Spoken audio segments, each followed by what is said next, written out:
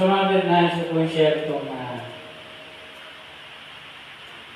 ang kapangyarihan ng paglilingkod. The power of service. The power of humility. Pagpapakumbaba. Amen? Ngayon sa mundo ito, kailangan natin ng power.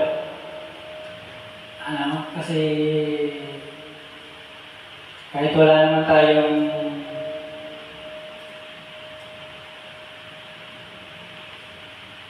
kahit nananahimik ka lang sa isang lugar, yung kaaway, pag gusto ka na puntahan, pupuntahan ka na, wala kang magagawa rin. Ngayon kung may power ka, kahit paano, makakasabay ka. Makukontrol siya, di ba? Kasi pagka pinuntahan ka na, nanahimik ka na, tinalo ka pa rin, Lord, bakit ganun? Alam mo lang, simple lang ang buhay ko, bakit ganun? Ginawa ng Diyos si Eva at kaya kay Jesus. Amen. Sabi natin, ang original na Adan, si Adam, first Adam, sabi natin. Amen, sabi natin, ang original. Pero, hindi pala siya yung talagang original. Yun. Amen? Kasi Adam tapos naging first pa siya, kala natin original. Ano? Kaya mga pwede, wag po tayong umasa sa sarili natin na tayo yung original. Baka naman ginawa ka ng Diyos, meron siyang pattern. Sabi ng Diyos, let us make man according to our image and likeness. Yung image and likeness pala na yun, si Jesus pala yun. Akala natin siya yung original, pero hindi pala siya original dahil ang original pala yung anak ng Diyos. Napagdating ng pagdalating dito sa mundo. Na pagka pumalpak ng tao, siya yung mag-aayos ng lahat. Ayusin niya lahat. Amen? Binigyan niya tayo ng pagkakataon para ayusin kung magagawa natin, pero kung di natin nagawa, hindi tayo minsan. Nagkaroon tayo ng problema, nagkaroon ng gusot, at hindi na natin maibalik, andyan na si Jesus para ituwid yun. Amen? So sa buhay natin, ganun din. Pumunta ngayon ng kaaway para si Adam ay sirain mo sa akin. The enemy come to steal, to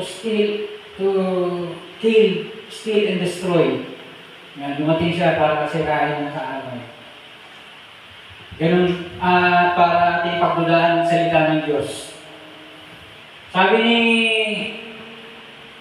Satan, sinabi ba talaga ng Diyos?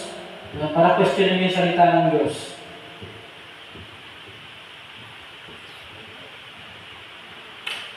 The enemy come to kill, steal, and destroy. Ayan. So, pagdating nun, siya nakinig, sumunod, ginawa nila yung gusto ng kaaway. At sila'y bumagsak. At wala namang ginagawa ang Diyos. Wala naman siya, nagulat siya ba't yung mga tao iniiwasan siya? Sabi niya, Eva, Adan, nasaan kayo? Eva, Adan, nasaan kayo? Nasaan na kayo? Ba't wala kayo dito? Diba?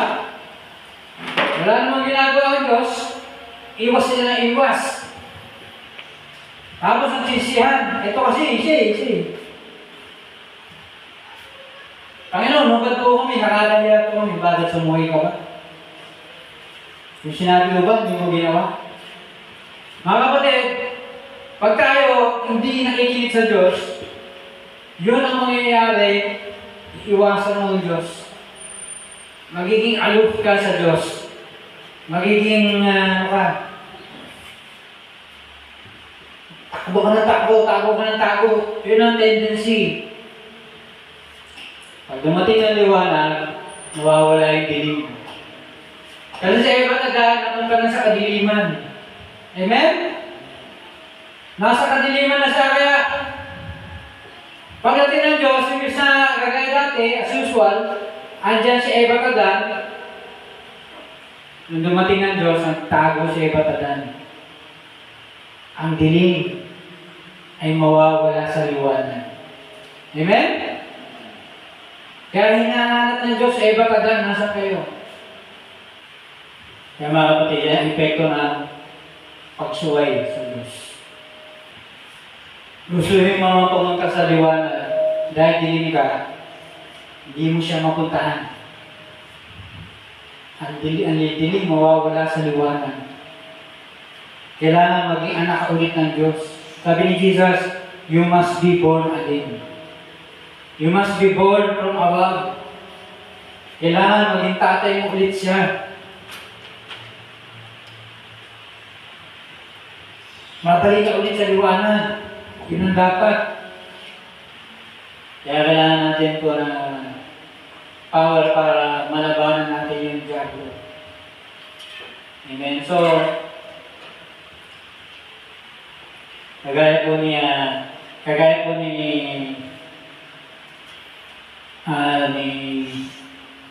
Joseph the Dreamer. Joseph the Dreamer, meron po siyang vision na siya iluluhuran ng pati buwan, araw, bituin. Naging isang bituin dulog sa kanya. Kaya mga kapatid, nagalit sa kanyang tatay niya, nagalit sa kanyang pamilya niya. At siya ay, yung mga kapatid niya, gusto siyang patayin.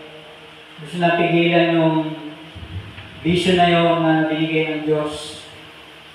At siya binenta alipin sa Egypt. At siya ay sa Egypt na buhay siya, naglingkod siya bilang alipin. Amen? Sa mga kapatid, wala nang sino mang makakapatay sa panaginip mo, sa vision mo, ikaw lang. Amen? Ikaw lang. Pag sumuko ka, pag tumigil ka na, pag umayaw ka na, ayaw ka na, ikaw ang papatay sa vision mo. Ikaw ang papatay sa panaginip mo. Walang makakapatay niyan. Kahit anong gawin nila, pamilya mo, kung sino man nakarinig ng vision na, nakarinig ng prophecy na yun, walang ibang papatay niyan, ikaw lang. Sarili mo. Yan yung sinasabi ni Jesus na nagbigay ng mga talent, inilibing. Ikaw ang sarili mo ang papatay ng panaginip mo, ng vision mo, ng prophecy mo. Yung iba, yung 5 nilang talent, naging 10. Yung iba 3 talent, naging 6. At ikaw na pumatay ng sarili mong vision, sarili mong panagin, sarili mong prophecy siya para sa iyo. Nilibing mo isa. Nalibing mo yun. At mananagot ka sa Diyos. Bakit? Nasaan na? Ibinigay sa iyo. Panginoon, tinago ko po. Amen. Ikaw ang papatay ng vision mo, ng panaginip mo. Amen. At mga kapatid, lahat ng dadaanan mo,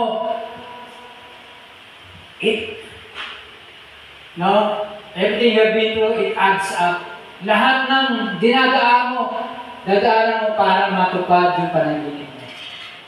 Huwag mo sabihin, Panginoon, naging alipin ko ako. Bakit ganun? Talaga bang tinawag mo ako? Talaga bang yung mga bituin, yung mga araw, mga buwan, lulod ba talaga sa akin yan? Parang hindi naman. Mga kapatid, dagdag lang yan. Maliliit na dinadaanan mo, dagdag yan. Mararating mo na yung mararating mo. Amen? 1,000 steps, start with a step. Libre-libong hakbang ay magsisimula sa isang hakbang. Ito ay magsisimula sa pahakbang-hakbang. Mga kapatid, kung ano man sobra, masama. Sobrang bilis. Sobrang bagal. Amen? Ang bilis mo, mayaman ka ng agad. Delikado yun. Diba? Kaya marami po mga storya ng mga mayayaman. Sabi ng tatay ko, meron daw sa kumpanya nila. Janitor daw. Yun ang magmamana ng negosyo, nag-janitor sa kumpanya. Biro mo yun. Kasi mga kapatid, aral ka. University, ganyan. Tapos sabi ng tatay mo, ito lang, imana mo, manyahin mo na. Nagdaro na ako. Delikado. Amen? Delikado. Hindi delikado yung anak mo na tagapagmana, pinag-janitor mo. Amen? Kasi kahit anumang sobra masama. Sobrang bilis. Mayaman ka na kagad. Masama. Sobrang bagal. Tagal-tagal mo. Butot na nga yung pagong eh. Papunta sa barko eh, nakarating eh. Iba yung huminto. Iba yung pagong na naglalakad. Di ba? Naglalakad, hindi huminto. Ang pagong, ang suso, ang pinakamabagal sa barko na nakarating kay Noah. Hindi siya huminto. Ayawan na, hindi na ako punta dyan. Absent muna ako. Hindi siya huminto. Tuloy-tuloy yung kanyang andar. Kahit sa yung suso, kahit sa yung pagong. Iba yung huminto. At sobrang bagal, mabagal pa sa pagong. Mabagal pa sa suso. At wala nang babagal pa sa tao, pahinto-hinto. Amen? Kahit mabagal ka, pag-ituloy-tuloy ka, hindi huminto, makakarating ka sa barko, sa kaligtasan. Amen? Wala nang babagal sa tao, pahinto-hinto. Absent. Ginawa yun ng kuneho. Pagong yung kalaban ko, pahinga muna ako. Yung pagong ang nanalo sa karera. Kasi yung pagong hindi naman ito eh. Yung pagong, masyal muna, kain-kain, laro-laro. Nauna pa yung pagong. Wala nang babagal pa. Kundi doon sa pahito-hito. Ay, pagong ka.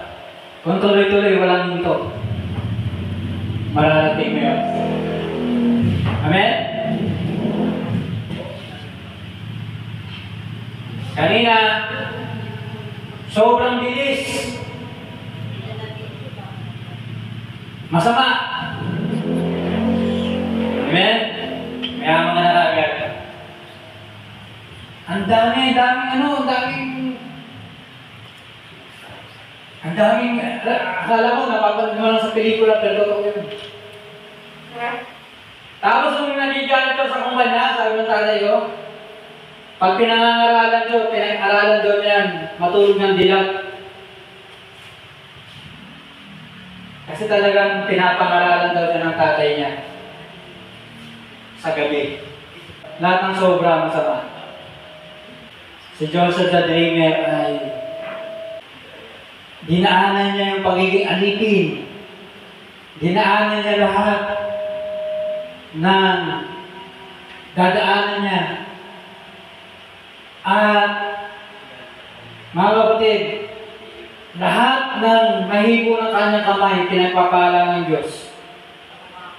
Gagamitin ka ng Diyos na dahil sa iyo, pagpapalain yung pamilya mo, pagpapalain yung lugar na tinitirhan mo, yung tinitirhan mo yung kanilang negosyo, pagpapalain, kanilang financial, pagpapalain.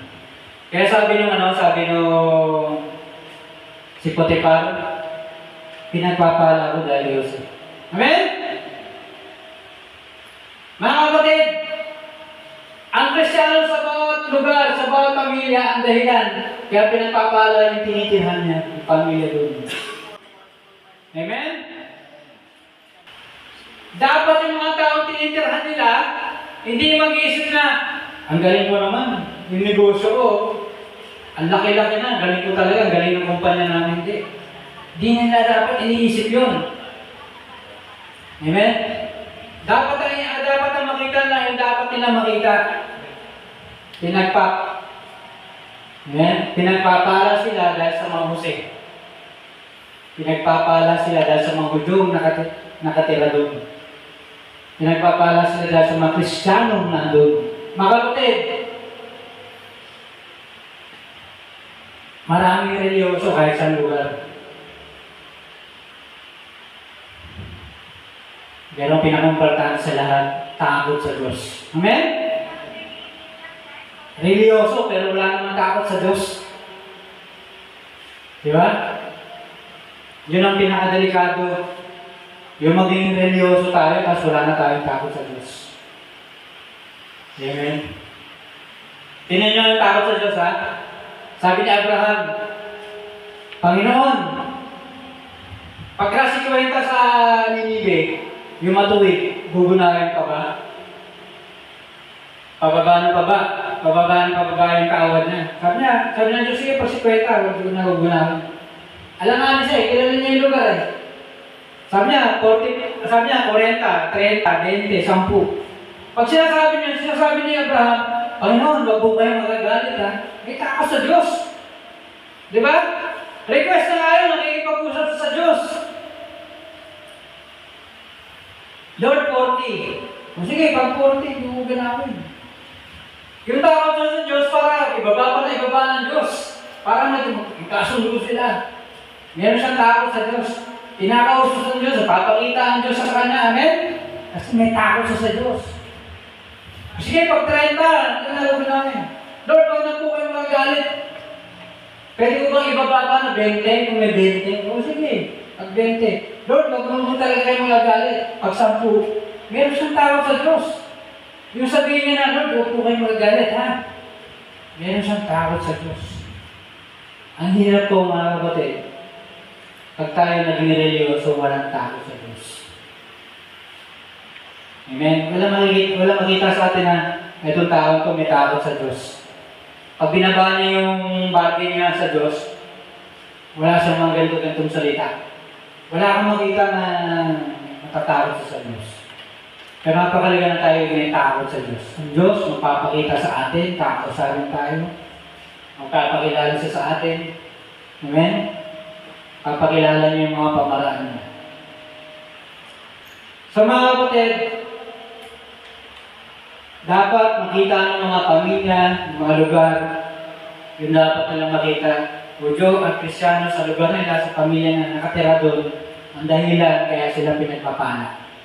Lahat ng mahipuan ni Jose, mahipo yung kamay, pinagpapala sa pamilya sa bukid, pinagpapala. Everything that Joseph touches, everything that his hand touches, prosper. Amen? In the field, in the house, and in the field. Yan. Yan mga kapatid, yun ang dapat makita. Kung hindi, bulag tayo. Amen? Bulag tayo. Iisipin natin, ang galing ko, ang galing ng kumpanya namin. Ang galing namin. Yan. Kaya nga nila sinipa si Jose sa pamilya nila eh. Kasi bulag sila. Ngayon yung blessing napunta doon sa kabila. Inalis na si Jose doon, napunta sa Egypt. O yung Egypt ang pinagpapahala. Amen? Tapos, siyempre dahil may pabor si Jose, may maingit.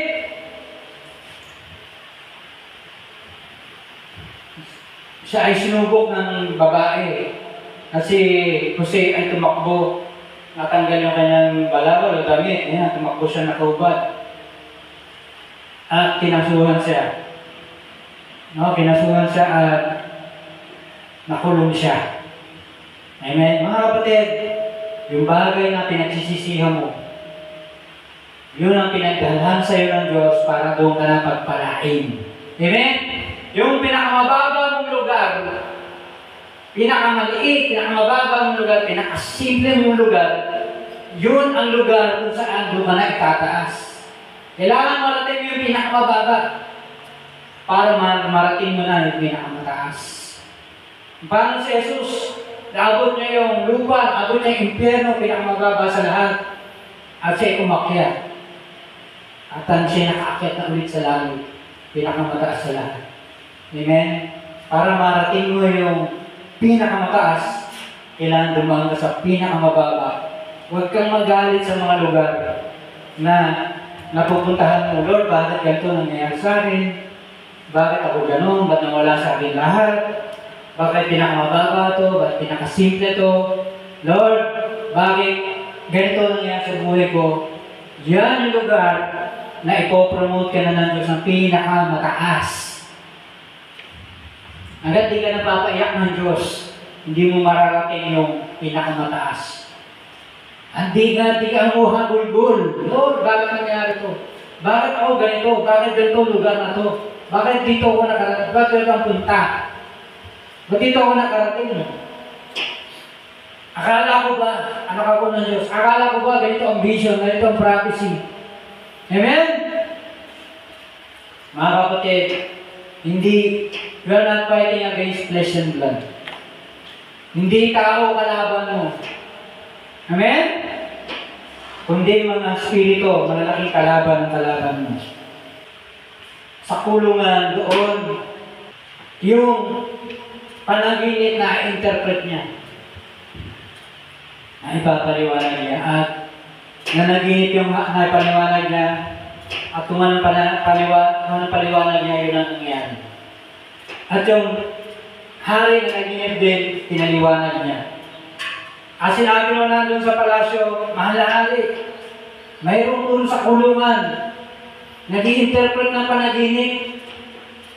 Siya lang po makakatulong sa iyo. Wala namang wala namang makakapaliwanag sa buong Egypt, wala. Sabi niya, meron po, nandun sa kulungan.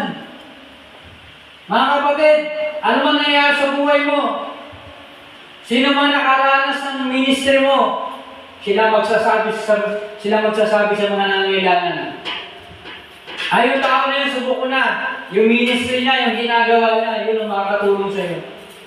At pag nadala ka dun sa mas malaki, yun na ang promotion mo. Amen? May magre-refer sa iyo. Sa Bible, sinabi ganyan. Sabi hindi ako nagkamali sa Matthew o sa Luke, sabi ron, nagkaroon ng pabor si Jesus sa Diyos at sa tao. Amen? May mga tao dyan na naabot ang ministry mo, naabot mo, na pag may nangangailangan, sila nakabalita, magsasadya sila, yun yung tao, yun, ang makakatulong sa'yo. Yun yung pastor na yun, tungkol sa pastoral. Ay, yung evangelist na yun, tungkol sa evangelism. Ang galing mga tao yun, napopromote na. Amen? So mga kapatid, yan. Yung mga naabot mo, kahit simple lang sila yung magsasabi sa mga hari, sa mga malalakas na tao. At magkakaroon ka ng ministry na pang buong bansa. Magkakaroon ka ng ministry na pang buong mundo. Amen?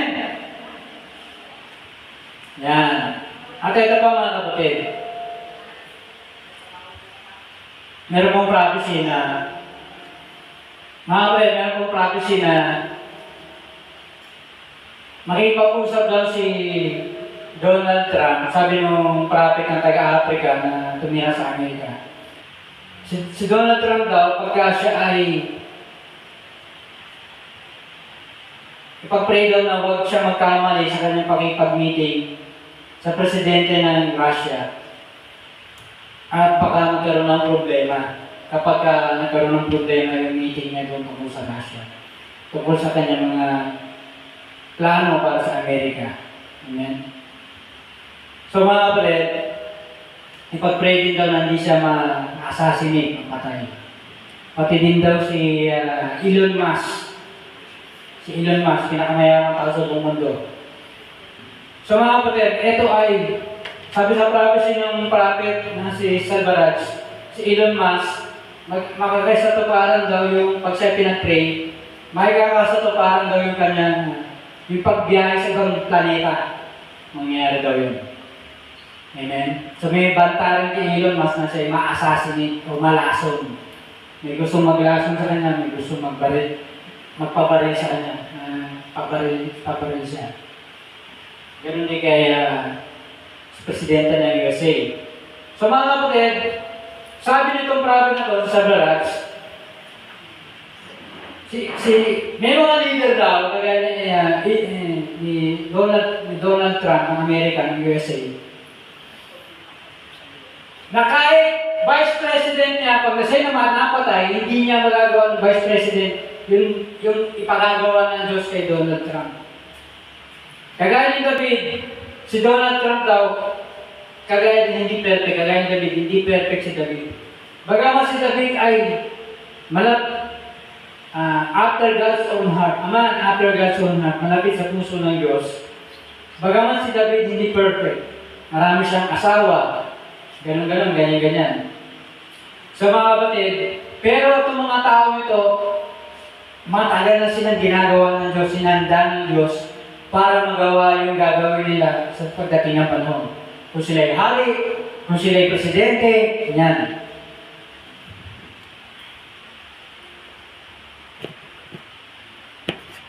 So mga kapatid, bakit yung Vice President hindi magagawa na kung namatay na si Donald Trump? Kasi hindi siya tinawag para doon, hindi siya naihanda ng Diyos sa mahabang panahon para gawin yung ginagawa ni Donald Trump. Amen? Alam niyo kasi sa Amerika, bawa, kumandidato si Donald Trump ng presidente. Tapos may kasama siya na para maging Vice President. Hindi na tinitingnan yung boto ng Vice President.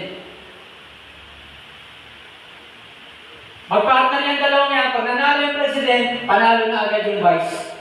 Hindi na tinitingnan ilang boto na panalo kung si si Sara Duterte yung mataasang boto. Siya na yung gawing Vice, hindi. Magpartner yung dalawa, panalo yung presidente, panalo na rin yung vice niya. Hindi na tinitingnan yung boto.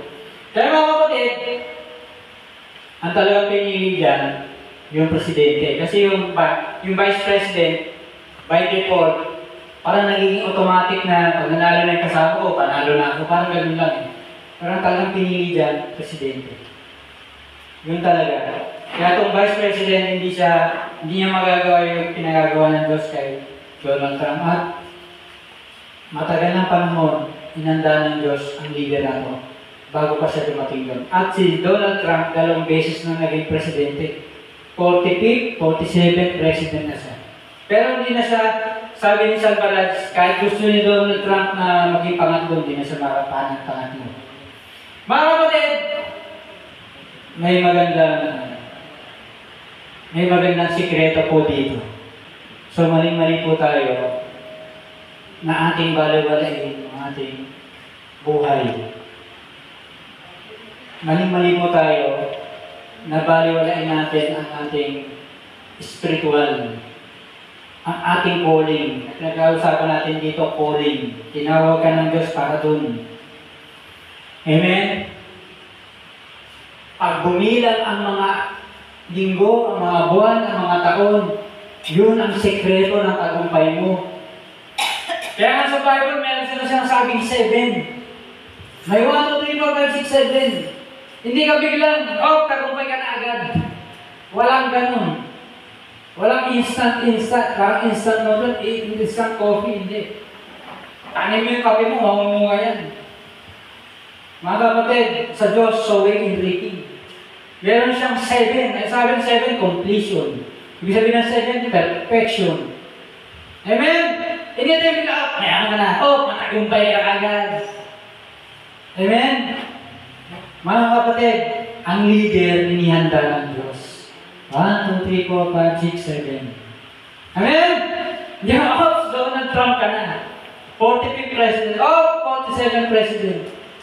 Hindi mga kapatid.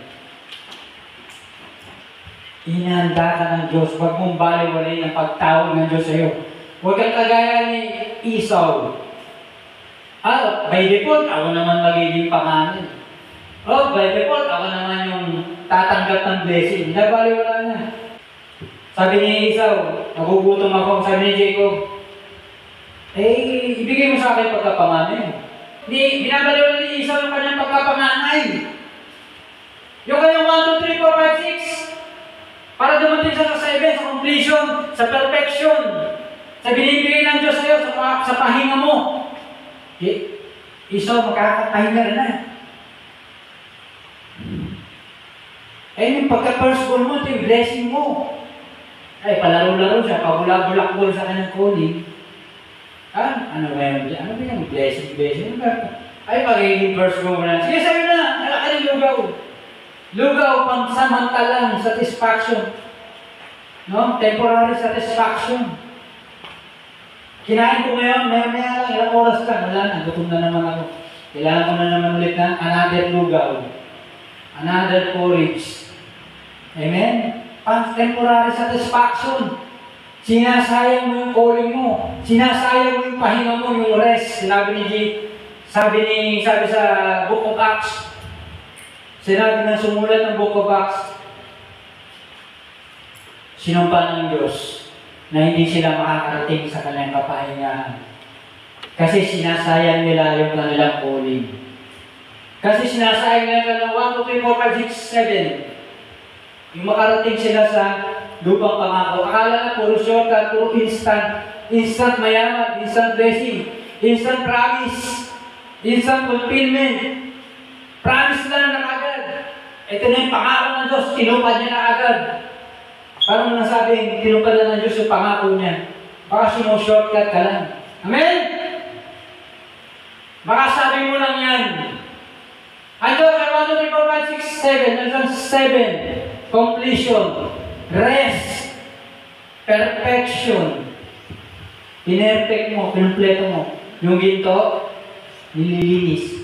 Hanggang ginto na lang ang matira. Wala na yung mga sarili mo. Wala na mga bagay na dapat mawala sa'yo. Si Jesus na lang natitira sa'yo. Sabi ni Pedro, I live, but not I. Christ lives in me. Si Jesus na nabubuhay sa akin. Sabi ni Jesus, I work, the Father works. Pag ako nagtatrabaho, ang Ama ang gumagawa nun. Hindi na ako. Isintinambing ko na yung sarili ko. Meron na akong death likeness. Death to self. Holy Spirit na lang yan. Sabi niya, when I work, it's the Father that who do it the work. Pag tumatrabaho daw si Jesus, ang Ama raw ang tumatrabaho nun. Meron po Pilipinas sa Amerika na inaapi. Siya po ay janitor. Inaapi po siya. Sinasadya pong kalakal yung lugar. Yung kantin, yung mga lugar. Sinasadya talaga. Inahagis yung kanilang mga kalat dun sa malalayong lugar na mahirap abutin, puntahan. At kanya ito tahimik na kinukuha pa rin. Talagang iniinis siya. Amen? Inaapi nila yung mga Pilipinas sa Amerika. Inaapi nila. Ito magkakaibigan ito, tatlo ito, may isang babae. Inaapi nila.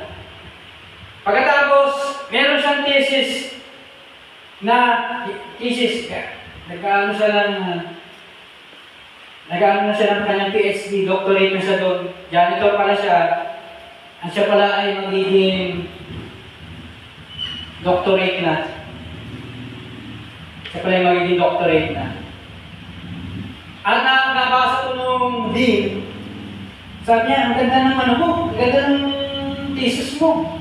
Yung ginawa mong project, tungkol sa mga service, sabi niya, paglilingkod. Sabi niya. Katapos sa araw, sabi niya, ikaw magsasalita pagdating ng graduation, daming tao. Alam mo, napaka-taas, napaka-kilalang eskwela niya. Amen? Sa Amerika, sa USA. Alam niyo mga kapatid, isang linggo bago mag-graduation, bago sila graduate, inilagay sa lahat ng email, pinadala na lahat sa lahat ng estudyante yun. Ito magsasalita sa graduation mo. Pati picture. Elena pa nga, Elena Purusyata. Ayan. Tapos alam na nangyari. Hindi ba kapaniwala yung mga tao, ha? Lalo na yung umaapi sa kanya. Oh, hindi yan. Ano naman? Janitor yan, bakit yan ang magsasalita? Maraming magagalit dyan. Pag yan ang nagsalita. Alam niyo mga kapatid, nung nagsalita siya, naiyak yung mga tao. Sabi niya, nung siya nagsalita, sabi niya, ngayon ako gagraduate kasama niyo. Ang aking thesis, sabi niya, ay patungkol sa mga nagagawa ng mga nandun sa naglilingkod. At siguro naman may experience ako dyan. Kasi dyan naman siya. Marami na tawanan na palakatan. Sabi niya, yung mga natutunan ko sa eskwela na to, sa college na to, sa university na to, hindi galing sa libro. Ito ay sa aking pagmamasid, sabi niya. Nakita ko yung halaga ng mga tao, hindi sa trabaho nila, sa dami ng pera nila, sa bangko, hindi dahil sa ganda ng kanilang bag, milyon halaga ng bag mo. Sabi niya, kundi sa dignidad, sa karangalan mo, sa ugali mo. Pagkatapon ng pagkain, pagkakalat, para may maglinis na iba. Pagsasalita ng hindi magagandang pananalita. Sa harap ng mga tao mo, sa harap ng mga tao na nasa harapan mo, yun yung mga bagay na walang dignidad, walang karangalan, sabi niya. At tingnan yung mga tao yun, yung tatlo na yun ang gumagawa mo sa kanya. Tinignan niya, di dahil galit siya. Tinignan niya lang. Tinignan lang niya sila. No? Sabi niya, ang pag-aaral ay napakagandang susi. Makapangyayang susi. Pag naglakad ka sa pinto, bumubukas. Sabi niya, ako'y nakikiusap sa inyo, pakiusap, sabi niya. Sabi ni Elena, pakiusap. Huwag niyong kalimutan ng mga taong nag-ahawak ng mga yan para bumukas. Huwag niyong kalimutan ng mga taong naglilinis ng mga sahig, ng mga building. Sapagkat sa araw sila itatakbo, makikita mo sila. Makikita mo talaga sila ang kanilang mga istorya, ang kwento ng buhay nila. Pinapangako ko sa inyo, ay kasing yaman at kasing halaga ng istorya nyo, ng kasaysayan nyo. Sabi niya, mga kapatid, yung mga tao wala nang iiyakan. Una-una, bigla nagtahimikan yung mga graduate. Sabi nagpalak-palakan sila. Amen? Mga kapatid, sinabi ni Jesus, alam niyo, ang ating karangalan, ang ating pag-angat, puros na sa pagdating ng panahon. Amen? Kung mayaman ka na, lalo ka pang pagpapalain. Amen? Hindi naman sinabing, mayaman na ako, okay na to. Hindi. Ang tagumpay mo, meron pang, may future pa. At marami pa, maraming future ang tagumpay. Sabi ni Jesus, ang nagpapakumbaba, itataas. Kahit anong kalagayan mo ngayon, pag nagpapakumbaba ka, lalo ka pang itataas. Laging future. Future. Amen? Hanggat gumagana pa yung lupa, may future ka. At hanggat gumagana pa yung lupa, may future ka pa na tagumpay. Hindi pwede ka makontento ka ngayon lang. Awayin ko. Sasaktan ko, hindi ganun.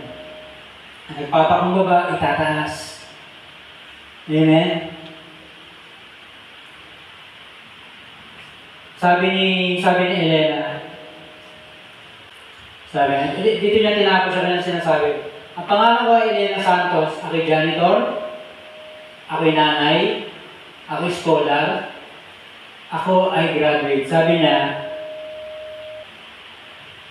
maraming sa inyo nakikita ko sa uniform ko. At nagdesisyon kayo na yun na yung lahat sa akin. Titingnan niya lahat ng tao doon. Sabi niya,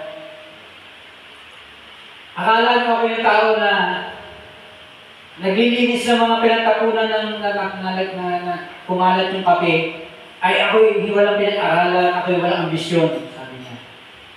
Akala niyo wala akong future. At iba sa inyo ay nagsalita ng malaya sa harapan ko. Nakakala niyo hindi ko naiintindihan yung English niyo, yung sinasabi niyo. No, binabali, wala ko lang. Sabi niya, hindi ko sinasabi ito dahil galit ako. Sabi niya. Nakakatawa na parang kang invincible, hindi ka nakikita ng mga tao. Ito ay binibigyan kayo ng magandang pananaw. Kapag hindi ka nakikita ng mga tao, nakikita mo sila ng malinaw. Sabi niya. Ang hindi nyo nakikita, lalo lumalakas ang boses ni Elena. Ako'y babae na pagkatapos ko maglinis ng 10 oras sa inyong mga daanan, after cleaning these halls for 10 hours, ay magkakaroon na naman ako ng 6 na oras na nag-aaral sa library. Araw-araw yan. Sa 6 na oras sa library. Hindi nyo nakita. Ako'y nakapagtapos ng 3 kurso sa Pilipinas, sa universidad, bago ako dumating dito sa USA. Hindi nyo nakita, bilang nanay, trabaho ko ng 20 years para sa aking babae na pupunta at naging doktor. At aming anak na naging full scholar sa Massachusetts Institute of Technology. Yung sa Pilipinas, yung MIT rin, Mapua Institute. Yun yung pinaka-gaya ng Mapua. Sabi na, ngayon, ako gagraduate kasama ng mga mahiyaman na universidad. Yun yung aking thesis, yung mga tungkol sa contribution ng mga naglilingkod, mga worker, mga trabaho. Amen? So, mga kapatid, sabi niya, ako ay janitor, ako ay nanay, ako ay scholar, ako ay graduate. Sabi niya, I am proud to be all of them. Thank you. Proud ako na ako'y lahat yun. Amen? Sa mga kapatid sa gospel, si Jesus ay hari. Matthew. Sa gospel of Matthew. Sa gospel of Luke, siya ay tao. Sa gospel of Mark, siya ay alipin, dulos, servant. Maraming tao ayaw maging servant. Kahit sa church, sa spiritual.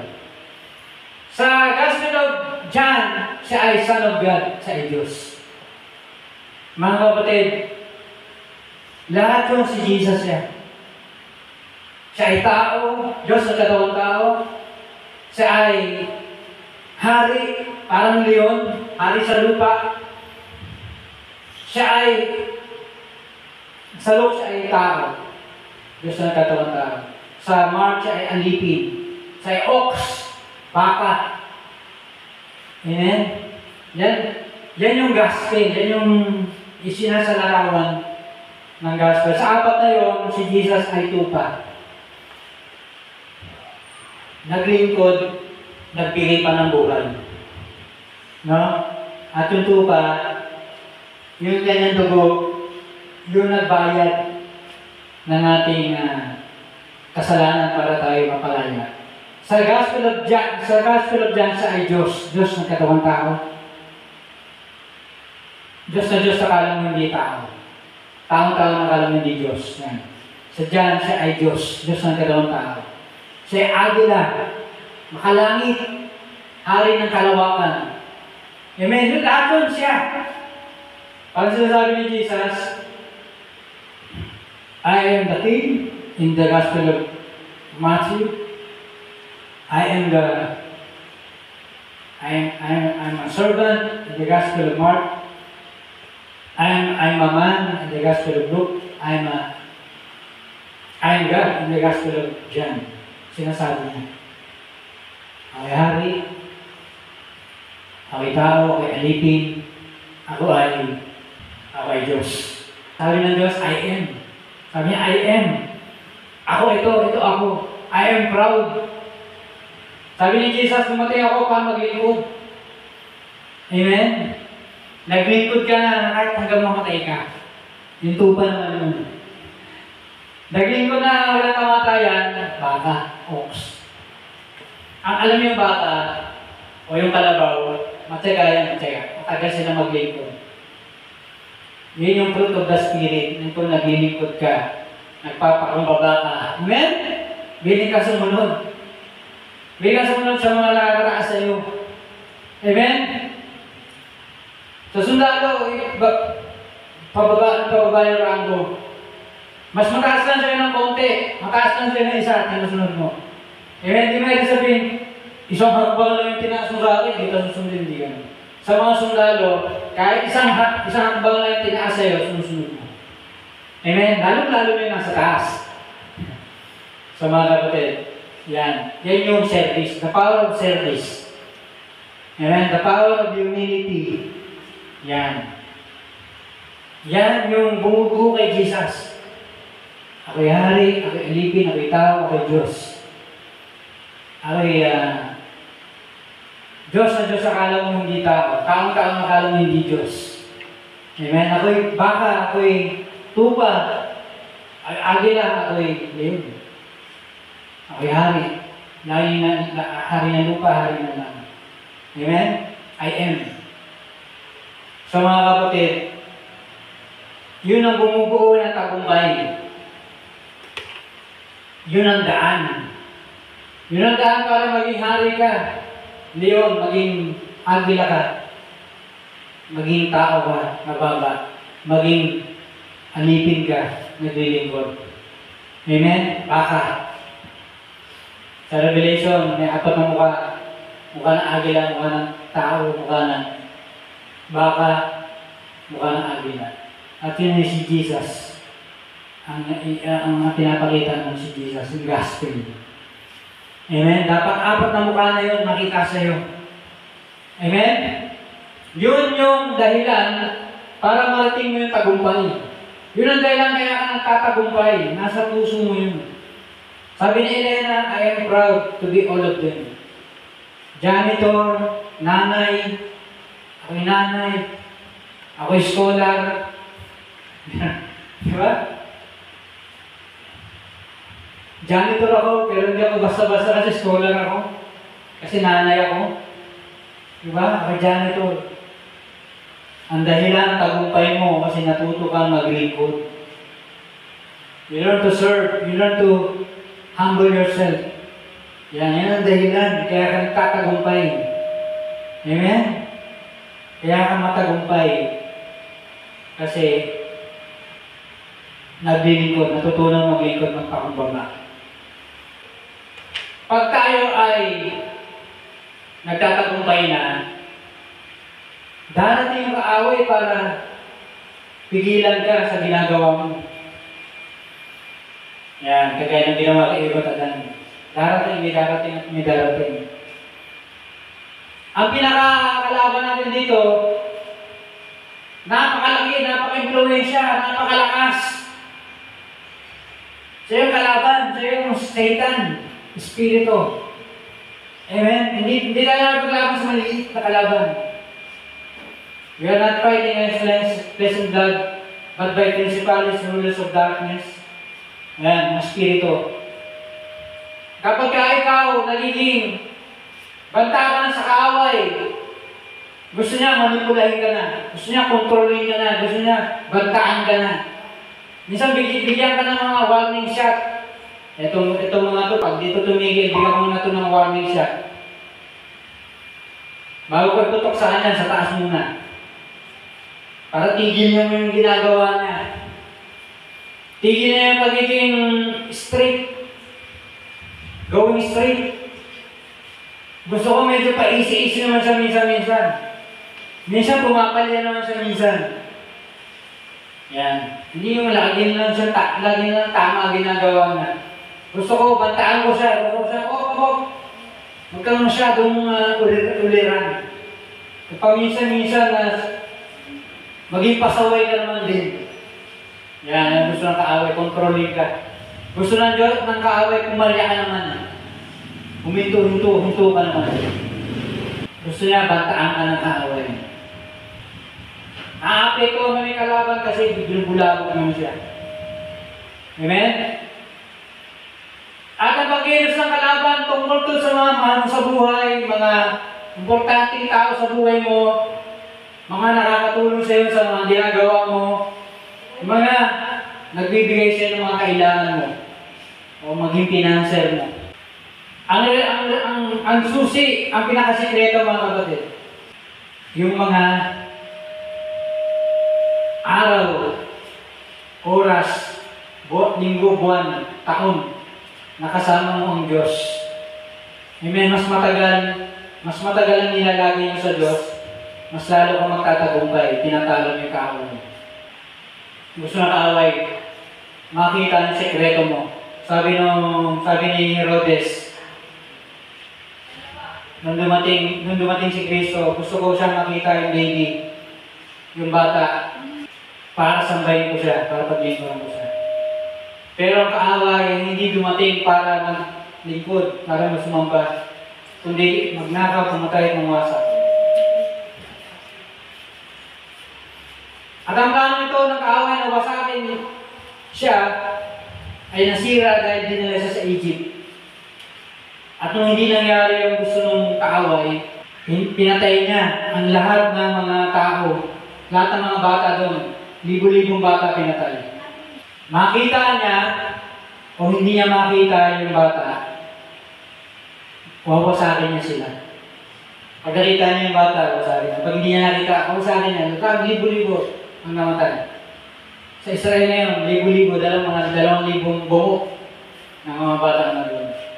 Ang kaaway ay anointing together. Amen? So mga kapatid, ito mga kapatid, pag tayo nagtatagumpay na meron tayong kalaban. Meron siyang ginagawa. Meron siyang bakit niya ginagawa to. Amen? Kaya tayo dapat nakikita natin to. Kailangan alam natin to, dapat alam natin yung dapat natin gawin. Amen? So mga kapatid, yan yung dapat nating malaman. Na tayo ay ito yung vision at ito naman yung mararating natin. Ito yung mga sikreto para natin marating. At ito yung plano ng nakaway para hadlangan ng kontrahin yan. At dapat alam natin yung ating gagawin para marating natin yun. Hindi tayo dapat paisi-isi. Kailangan natin yung mahabang panahon ng paghahanda, preparasyon. Ang preparasyon ko ay dumadagdag ng mga araw, buwan, taon kasama natin ang Diyos. Hindi pwede natin nag-a-absent tayo, nababawasan mo. Humihinto tayo, nababawasan mo. Nagiging mahina tayo, hindi tayo nagiging effective. Mas kumahaba ang oras, mas malakas tayo. Kaya yung sinabi kanina, yung magagawa, pag namatay yung presidente, hindi magagawa ng baris. Kasi hindi siya naihanda para doon. Amen? Iba yung ginagawa ng Diyos. Sa bigla na lang ito, namatay yung presidente, palitan natin. Iba yung ginagawa tayong talagang plano ng Diyos. Kaya tayo, wala tayong magawa kundi, Lord, sige, pag-pray na namin leader. Kasi kami-kami din naman ang kawawa. Amen? Sa mga kapatid, ang pinili. Dapat tayo ay naihanda na ng Diyos para doon. Mas mahaba yung panahon. Hindi pwedeng lumipas ang panahon na masayang ang mga oras. Dito tayo. Lumilisan tayo, lumiban tayo. Dito tayo.